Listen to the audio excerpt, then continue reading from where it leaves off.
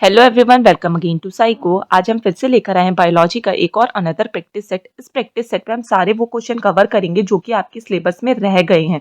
तो स्टार्ट करते हैं हम आज की सीरीज के फर्स्ट क्वेश्चन से। The national immunization programme is mainly aimed at. तो हमें बताना है कि जो नेशनल इम्यूनाइजेशन प्रोग्राम है उसका मुख्य एम या फिर उद्देश्य क्या है। तो अगर हम इसके राइट आंसर की बात करें तो option number A, preventing infectious disease through the vaccination. क्योंकि जो नेशनल इम्यूनाइजेशन प्रोग्राम है वो क्या है, वो मेनली एम करता है जितनी भी हमारी वैक्सीन प्रिवेंटेबल डिजीज है उसको प्रिवेंट करने का काम करता है। अब अगर हम नेशनल इम्यूनाइजेशन प्रोग्राम की बात करें तो ये क्या है, इसको रीनेम किया गया और रीनेम करके क्या बोला गया, एक्सपेंडेड प्रोग्राम ऑफ इम्यूनाइजेशन। और इस एक्सपेंडेड प्रोग्राम ऑफ इम्यूनाइजेशन को WHO ने 1974 में लॉन्च किया और इंडिया में ये स्टार्ट हुआ 1978 में। उसके बाद उस एक्सपेंडेड प्रोग्राम ऑफ इम्यूनाइजेशन को रीनेम किया गया 1985 में और इसको बोला गया यूनिवर्सल इम्यूनाइजेशन प्रोग्राम। यानी कि ये प्रोग्राम क्या कर रहा है, ग्लोबली कवर कर रहा है इम्यूनाइजेशन को। तो option number A, preventing infectious disease through the vaccination, इसका राइट आंसर होगा। मूव करते हैं नेक्स्ट क्वेश्चन की तरफ। नेक्स्ट क्वेश्चन नंबर 2 है, what is the heart cycle. तो हमें हृदय चक्र बताना है। तो अगर हम इसके राइट आंसर की बात करें तो option number C, one cycle of contraction and relaxation of the heart, इसका राइट आंसर होगा। अब कार्डियक साइकिल की बात करें यानी कि वन कंप्लीट साइकिल जिसमें एक कॉन्ट्रैक्शन होगा यानी कि सिस्टॉल और दूसरा रिलैक्सेशन होगा डायस्टॉल। ठीक है, और ये जो कॉन्ट्रैक्शन और रिलैक्सेशन होगा वो एट्रियम और वेंट्रिकल के बीच में होगा जिसको हम क्या बोलते हैं, कार्डियक साइकिल या फिर हार्ट साइकिल। अब अगर हम बात करें एक नॉर्मल अडल्ट में जो हार्ट साइकिल होती है वो 0.8 सेकेंड की होती है। ठीक है, वही हम सिस्टमिक और पल्मोनरी सर्कुलेशन को भी हार्ट साइकिल का पार्ट बोल सकते हैं, लेकिन जो मेन हमारा कार्डियक साइकिल है वो क्या है, कॉन्ट्रैक्शन एंड रिलैक्सेशन। तो ऑप्शन नंबर सी इसका राइट आंसर होगा। मूव करते हैं नेक्स्ट क्वेश्चन की तरफ। नेक्स्ट क्वेश्चन नंबर 3 है, Ranikhet disease is related to what. तो हमें बताना है कि जो रानीखेत बीमारी है वो किससे संबंधित है। तो अगर हम इसके राइट आंसर की बात करें तो ऑप्शन नंबर ए, चिकन या फिर मुर्गियों से रानीखेत डिजीज होती है। अभी रानीखेत डिजीज को हम न्यू कास्टल डिजीज भी बोलते हैं, न्यू कास्टल डिजीज भी बोलते हैं। और ये क्या होता है, एक हाईली कंटाजियस वायरल डिजीज होती है, यानी कि वायरल के थ्रू फैलने वाली एक संक्रमित बीमारी होती है जो कि मुर्गियों सहित जो पोल्ट्री बर्ड्स हो गए उनको प्रभावित करेगी। और ये मेनली जो पैरामिक्सो वायरस है उसके कारण फैलती है। तो इसका राइट आंसर क्या होगा, option number A, from chickens. Move करते हैं नेक्स्ट क्वेश्चन की तरफ। नेक्स्ट क्वेश्चन नंबर 4 है, in human exchange of gas take place. तो हमें बताना है कि मानव में जो गैसों का आदान प्रदान होता है वो कहाँ पर होता है। तो अगर हम इसके राइट आंसर की बात करें तो ऑप्शन नंबर ए, एल्वोलाई, इसका राइट आंसर होगा। आप यहाँ पे एल्वोलाई का स्ट्रक्चर देख सकते हैं, इसमें क्या है, छोटे छोटे एयर स्पेस प्रेजेंट है, इसको हम क्या बोलते हैं, एल्वोलाई। अब यहीं पे क्या होता है, जो गैस एक्सचेंज है वो होता है, यानी कि जो कार्बन डाइऑक्साइड और ऑक्सीजन है उसके बीच का एक्सचेंज होगा। आप यहाँ पे देख सकते हैं कि जो ऑक्सीजन है वो जा रहा है अंदर और कार्बन डाइऑक्साइड क्या है, बॉडी से बाहर आ रहा है। तो एल्वोलाई क्या है, गैस एक्सचेंज के लिए रिस्पॉन्सिबल होते हैं। तो ऑप्शन नंबर इसका राइट आंसर होगा। वहीं अगर हम बात करें लैरिंग्स की तो लैरिंग्स को हम वॉइस बॉक्स बोलते हैं जो कि साउंड के प्रोडक्शन में हेल्प करेगा, साथ में एयर के लिए एक पासिस की तरह वर्क करेगा। ट्रैकिया की बात करें तो एक टिनी स्ट्रक्चर होता है और ये क्या होता है, जो एयर लैरिंग्स से आ रही है लैरिंग से ब्रोंकस तक पहुंचाने का काम करेगा। वहीं ब्रोंकाई की बात करें तो लंग्स में जो एयर ले जाने का एक पाथवे होता है। तो ऑप्शन नंबर ए, एल्वोलाई, का राइट आंसर होगा। मूव करते हैं हम नेक्स्ट क्वेश्चन की तरफ। नेक्स्ट क्वेश्चन नंबर 5 है, which of the following statement about electrocardiogram is correct. तो हमें बताना है कि जो इलेक्ट्रोकार्डियोग्राम है उसके विषय में कौन सा कथन सही है। तो अगर हम इसके राइट आंसर की बात करें तो ऑप्शन नंबर डी इसका राइट आंसर होगा। This is a graphical representation of the electrical activity of heart. जो ये ईसीजी होता है, इलेक्ट्रोकार्डियोग्राफ, यहाँ आप डायग्राम में देख सकते हैं कि क्या है, हार्ट में जो भी इलेक्ट्रिक इंपल्सेस होती है उनको मेजर करने का काम करेगा। और इसी के थ्रू डॉक्टर क्या करते हैं, जो हार्ट की रिदम हो गई, गति हो गई, हार्ट रेट हो गई या फिर हार्ट के फंक्शन में कोई भी एबनॉर्मलिटी हो रही है उसको फाइंड आउट करता है। और साथ में इसमें क्या है, तीन वेव्स आ रही है, देखो पी, दूसरा क्यू आर कॉम्प्लेक्स, फिर है टी। तो अगर हम पी वेव की बात करें तो ये एट्रियल डीपोलराइजेशन को दर्शाता है, यानी कि जो इलेक्ट्रिकल एक्टिविटी होती है जब एट्रियल कॉन्ट्रैक्ट होगा उसको बताएगा। अगर हम बात करें QRS कॉम्प्लेक्स की तो ये वेंट्रिकल डीपोलराइजेशन को दर्शाता है, यानी कि कॉन्ट्रैक्शन ऑफ वेंट्रिकल, और ये क्या है, सबसे लार्जेस्ट वेव है। और वहीं अगर हम टी वेव की बात करें तो ये रिप्रेजेंट करता है वेंट्रिकल रीपोलराइजेशन, यानी कि वेंट्रिकल के रिलैक्सेशन को दर्शाता है। तो अगर हम इसके राइट आंसर की बात करें कि जो इलेक्ट्रोकार्डियोग्राफ होता है वो क्या बताता है, इलेक्ट्रिकल एक्टिविटी ऑफ हार्ट। वहीं अगर हम बात करें कि ब्रेन की एक्टिविटी कौन रिप्रेजेंट करेगा तो वो कौन करेगा, EEG, यानी कि इलेक्ट्रोइंसेफेलोग्राम। वो क्या करता है, ब्रेन की इलेक्ट्रिकल एक्टिविटी को दर्शाता है, लेकिन यहाँ पे इलेक्ट्रोकार्डियोग्राम बोला गया है तो वो किसकी इलेक्ट्रिकल एक्टिविटी को दर्शाता है, हार्ट की। मूव करते हैं नेक्स्ट क्वेश्चन की तरफ। नेक्स्ट क्वेश्चन नंबर 6 है, बेरिएट्रिक सर्जरी किस व्यक्ति में परिवर्तन लाती है, या फिर bariatric surgery bring about change in the person. तो जो बेरिएट्रिक सर्जरी है वो किस व्यक्ति के लिए परिवर्तन लाएगी। तो अगर हम इसके राइट आंसर की बात करें तो ये मेनली हमारे डाइजेस्टिव सिस्टम, यानी कि इसका राइट आंसर क्या होगा, option number A, digestive system में चेंज करेगी। जो भी पर्सन बहुत ज्यादा सीवियर ओबीज होता है या उसको वेट लॉस करना है तो उसके लिए बेरिएट्रिक सर्जरी यूज की जाती है। तो आप यहाँ डायग्राम में देख सकते हैं कि जो ये बेरिएस्टिक सर्जरी है इसमें क्या किया, स्टमक के साइज को छोटा कर दिया, जिसमें क्या हुआ कि थोड़ा खाने पर ही क्या होगा, स्टमक जल्दी फुल हो जाएगा, और साथ में इसमें इंटेस्टाइन से एक बाईपास बना दिया, जिससे क्या होगा, न्यूट्रिएंट का कम से कम एब्जॉर्प्शन होगा और जो मोटापा है वो कम हो जाएगा। तो ऑप्शन नंबर ए जो बेरिएस्टिक सर्जरी है वो क्या है, डाइजेस्टिव सिस्टम की एक सर्जरी है। मूव करते हैं नेक्स्ट क्वेश्चन की तरफ। क्वेश्चन नंबर 7 है, which statement is false for the vascular system. तो हमें बताना है कि जो वेस्कुलर सिस्टम है उसके लिए कौन सा कथन असत्य है। तो अगर हम इसके राइट आंसर की बात करें तो ऑप्शन नंबर ए इसका राइट आंसर होगा, क्योंकि ब्लड क्या एक रेड कलर का फ्लूइड होता है, रेड कलर के फ्लूइड से बना होता है, और ये भी क्या है, कनेक्टिव टिश्यू है, लेकिन व्हाइट कनेक्टिव टिश्यू नहीं है, क्योंकि इसमें क्या होता है, रेड कलर का फ्लूइड प्रेजेंट होता है। ये जो स्टेटमेंट है ये करेक्ट नहीं है, तो ऑप्शन नंबर ए इसका राइट आंसर होगा। वहीं अगर हम बी की बात करें तो vascular system make up 7 to 8% of body weight, तो ये सही है।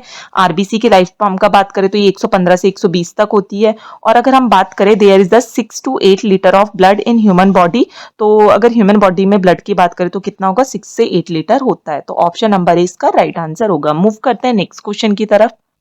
क्वेश्चन नंबर 8 है, which of the following statement about vitamin is not correct. Vitamin के बारे में निम्नलिखित में से कौन सा स्टेटमेंट सही नहीं है। तो अगर हम इसके राइट आंसर की बात करें तो ऑप्शन नंबर डी इसका राइट आंसर होगा, क्योंकि विटामिन के क्या एक फैट सॉल्युबल विटामिन है, ना कि वाटर सॉल्युबल विटामिन। वहीं अगर हम बात करें विटामिन के एंड B12 की तो ये क्या है, स्मॉल इंटेस्टाइन में सिंथेसाइज होते हैं, और जो कि स्मॉल गट बैक्टीरिया के थ्रू सिंथेसाइज होंगे। तो ये क्या है, इसका ए ऑप्शन भी क्या है, करेक्ट हो रहा है। और अगर हम विटामिन डी की बात करें तो ये हार्मोन की तरह वर्क करता है, तो इसमें बोला गया कि some vitamin work like a hormone. तो विटामिन डी क्या एक हार्मोन की तरह वर्क करता है, क्योंकि ये कैल्शियम को रेगुलेट करेगा और फॉस्फेट के लेवल को भी रेगुलेट करता है। और अगर हम बात करें ऑप्शन सी की कि some vitamin restore in body tissue, तो क्या है, कुछ जो विटामिन होते हैं वो बॉडी में रिस्टोर रहते हैं, बॉडी में रहते हैं, क्योंकि लिवर क्या करता है, जितने भी फैट सोल्यूबल विटामिन हो गए A, D, E, K, इन सबको रिस्टोर करने का काम करेगा। तो ऑप्शन नंबर डी इसका राइट आंसर होगा, क्योंकि विटामिन के क्या एक फैट सोल्यूबल विटामिन है, ना कि water soluble vitamin. Question number 9 है, in which organ of human bodies coronary artery present. तो हमें बताना है कि जो कोरोनरी आर्टरी है वो मानव के किस अंग में प्रेजेंट होती है। तो अगर हम इसके राइट आंसर की बात करें तो ऑप्शन नंबर सी हार्ट इसका राइट आंसर होगा, क्योंकि हार्ट में क्या कोरोनरी आर्टरी प्रेजेंट होती है, जिसमें राइट कोरोनरी आर्टरी और दूसरी लेफ्ट कोरोनरी आर्टरी होगी। वहीं अगर हम ब्रेन की बात करें तो ब्रेन में सेरेब्रल आर्टरी प्रेजेंट होगी, रीनल की बात करें तो यहाँ पे रीनल आर्टरी प्रेजेंट होगी, और लंग्स की बात करें तो लंग्स में पल्मोनरी आर्टरी प्रेजेंट होती है। लेकिन हार्ट की बात करें तो उसमें कोरोनरी आर्टरी प्रेजेंट होगी। तो ऑप्शन नंबर सी इसका राइट आंसर होगा। मूव करते हैं नेक्स्ट क्वेश्चन की तरफ। नेक्स्ट क्वेश्चन नंबर 10 है, the entire digestive system of an adult human that is from mouth to anus is dash metre long. तो हमें बताना है कि जो ह्यूमन डाइजेस्टिव सिस्टम है, अडल्ट का ह्यूमन डाइजेस्टिव सिस्टम की टोटल लेंथ कितनी होती है मीटर में। अब अगर हम डाइजेस्टिव सिस्टम की बात करें तो माउथ से स्टार्ट होता है और एनएस पे खत्म होगा, और इसकी टोटल लेंथ की बात करें तो ये 9 मीटर लॉन्ग होती है, यानी कि ऑप्शन नंबर सी इसका राइट आंसर होगा। ठीक है, क्योंकि जो एलिमेंट्री कैनाल है अगर मीटर में बात करें तो 9 मीटर लॉन्ग होगी, या फिर हम बोल सकते हैं अप्रॉक्स 30 सेंटीमीटर लॉन्ग होगी। तो इसका राइट आंसर क्या है, ऑप्शन नंबर सी 9 मीटर। किसी किसी केस में आपको 7 to 9 मीटर भी देखने को मिल जाएगा, लेकिन अगर हम अप्रॉक्स एग्जैक्ट बात करें तो कितनी मीटर होगी, 9 मीटर लॉन्ग होगी। मूव करते हैं नेक्स्ट क्वेश्चन की तरफ। नेक्स्ट क्वेश्चन नंबर 11 है, the metal atom present in haemoglobin and vitamin B12 are respectively. तो अगर हम इसके राइट आंसर की बात करें तो option number A iron and cobalt इसका राइट आंसर होगा, क्योंकि जो HB है हीमोग्लोबिन है उसमें पाए जाने वाला जो रेड पिगमेंट है वो क्या करता है O2 को कैरी करता है, और इसमें जो हीम पार्ट होता है उसी हीम पार्ट के केंद्र में सेंटर में आयरन मेटल प्रेजेंट होगा। और अगर हम B12 की बात करें तो उसका साइंटिफिक नेम क्या होता है, कोबालामाइन, और B12 के केंद्रक में क्या है जो कोबाल्ट धातु है वो प्रेजेंट रहती है। तो ऑप्शन नंबर ए इसका राइट आंसर होगा। मूव करते हैं हम नेक्स्ट क्वेश्चन की तरफ। क्वेश्चन नंबर 12 है, what is the wall present in the right auricular ventricular system atrial ventricular membrane between the right atrium and the left atrium. तो हमें बताना है कि जो राइट एट्रियम है और राइट वेंट्रिकल है उसके बीच में कौन सी वॉल प्रेजेंट होती है। तो अगर हम इसके राइट आंसर की बात करें तो option number B tricuspid valve इसका राइट आंसर होगा। तो अगर हम ह्यूमन हार्ट की बात करें तो उसमें मेनली 4 वॉल्व प्रेजेंट होती है। पहला है ट्राइकस्पिड वॉल्व जो कि राइट एट्रियम और राइट वेंट्रिकल के बीच में होगी। दूसरी होती है मिट्रल वॉल्व जो कि लेफ्ट एट्रियम और लेफ्ट वेंट्रिकल के बीच में होगी। उसके बाद नेक्स्ट आ जाती है पल्मोनरी वॉल्व जो कि राइट वेंट्रिकुलर और पल्मोनरी आर्टरी के बीच में होगी। और लास्ट आ जाती है अरोटिक वॉल्व जो कि लेफ्ट वेंट्रिकल और अयोटा के बीच में प्रेजेंट होती है। तो ये 4 वॉल्व आपको देखने को मिल सकती है। और मिट्रल वॉल्व को ही हम बाइकस्पिड वॉल्व भी बोलते हैं जो कि किसके बीच में, लेफ्ट एट्रियम और लेफ्ट वेंट्रिकल में। लेकिन यहाँ पे क्वेश्चन में पूछा गया है कि जो राइट एट्रियम है और राइट वेंट्रिकल है उसके बीच में कौन सी वॉल्व। तो यहाँ आप डायग्राम में देख सकते हैं ये क्या है, राइट एट्रियम और ये है राइट वेंट्रिकल, और उसके बीच में कौन सी वॉल्व प्रेजेंट है, ट्राइकस्पिड वॉल्व। तो मूव करते हैं नेक्स्ट क्वेश्चन की तरफ। नेक्स्ट क्वेश्चन नंबर 13 है, द एंटी स्टेरिलिटी विटामिन इस, तो हमें बताना है कि बाध्यता रोधी या फिर एंटी स्टेरिलिटी विटामिन कौन सा है। तो अगर हम इसके राइट आंसर की बात करें तो option number C vitamin E इसका राइट आंसर होगा, क्योंकि जो विटामिन ई है इसको हम एंटी स्टेरिलिटी हार्मोन भी बोलते हैं, जो क्या करता है जो हमारी रिप्रोडक्टिव हेल्थ है उसमें एक क्रूशियल रोल प्ले करता है। वहीं अगर हम विटामिन डी की बात करें तो ये बोन के हेल्थ के लिए रिस्पॉन्सिबल है। विटामिन बी की बात करें तो नर्व फंक्शन के लिए रिस्पॉन्सिबल, और विटामिन ए हमारे विजन और साथ में इम्यून सिस्टम को स्ट्रॉन्ग करने का काम करेगा।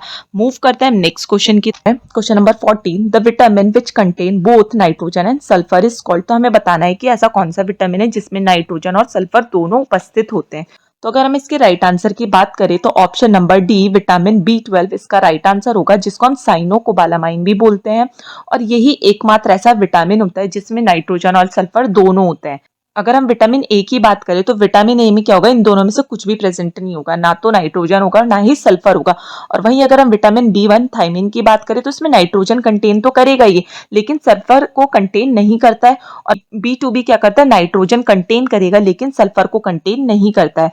तो विटामिन B12 भी क्या है, एक ऐसा विटामिन है या फिर ओनली ऐसा विटामिन है जो नाइट्रोजन और सल्फर दोनों को कंटेन करेगा। तो ऑप्शन नंबर डी इसका राइट आंसर है। मूव करते हैं नेक्स्ट क्वेश्चन की। क्वेश्चन नंबर 15 है, which gland in the male reproductive system secrete fluid that nourish sperm। तो इसमें बताना है कि जो नर प्रजनन अंग है कौन सी ग्रंथि तरल को स्रावित करती है जो कि शुक्राणुओं को पोषण देने का काम करेगी। तो इसके राइट आंसर की बात करें तो option number B prostate gland इसका राइट आंसर होगा।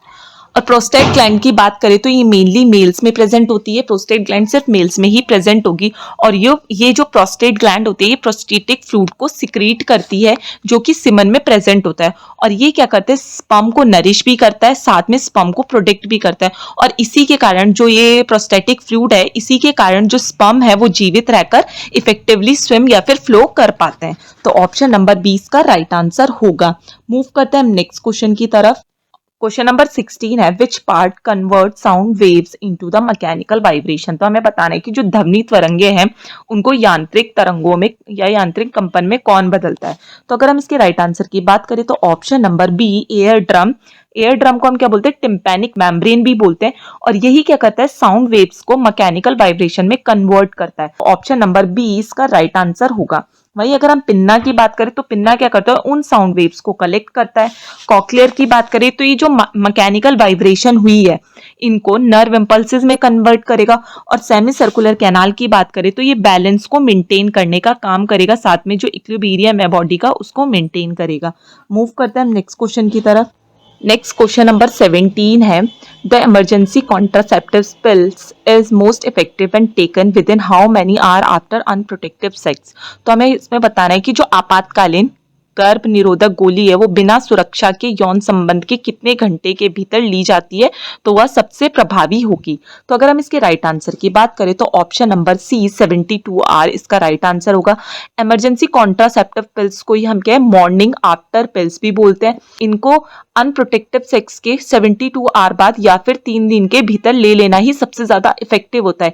ये मेनली क्या करते हैं, जो ओव्यूलेशन है ओव्यूलेशन को प्रिवेंट करेंगे या फिर ओव्यूलेशन को डिले करते हैं, जिससे फर्टिलाइजेशन आगे जाके नहीं होगा। और अगर हम ओवम के लाइफ स्पैन की बात करें तो वो कितना होता है 12 to 24 आवर।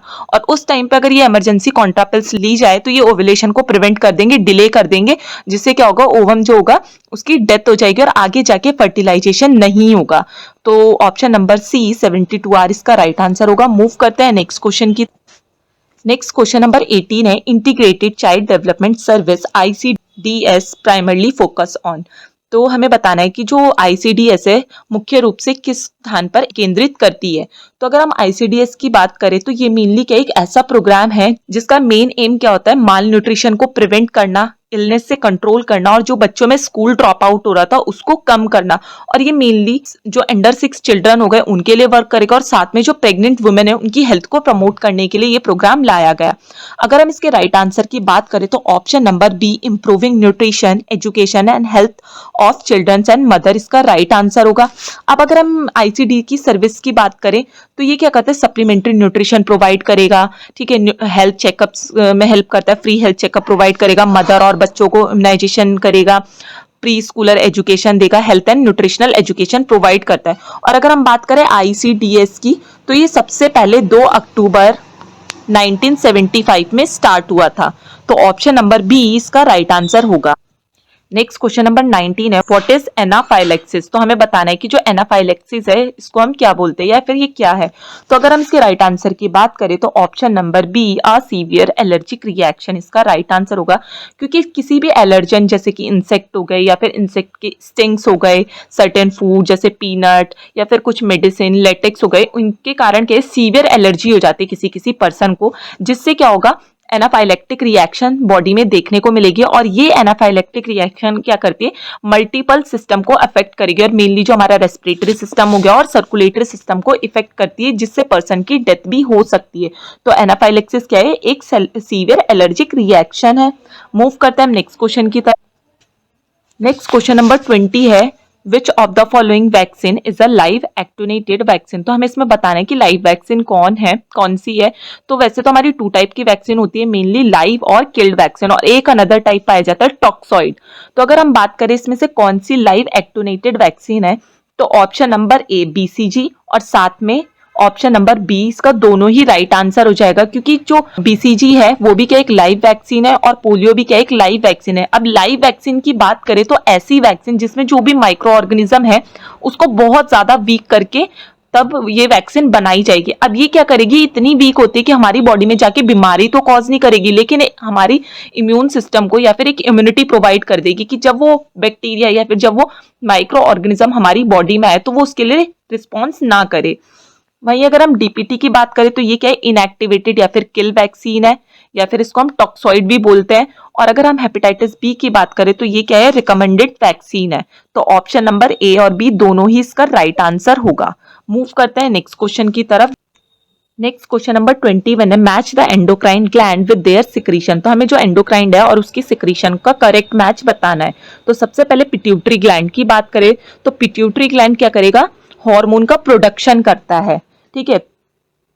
फिर अगर हम बात करें पेनक्रिया की तो पेनक्रिया इंसुलिन को सिक्रीट करेगा। थायराइड ग्लैंड की बात करें तो ये थायरॉक्सिन को रिलीज करेगा, सिक्रीट करेगा। और अगर हम बात करें एड्रीनल ग्लैंड की तो ये एड्रीनल हार्मोन को सिक्रीट करने का काम करेगा। तो अगर हम यहाँ पे मैच में देखें तो पिट्यूटरी क्या कर रहा है, सी करेक्ट है। अगर हम पेनक्रिया की बात करें तो इंसुलिन को रिलीज कर रही है। वहीं अगर थायराइड ग्लैंड की बात करें तो थायरॉक्सिन को। तो ऑप्शन नंबर ए इसका राइट आंसर हो जाएगा।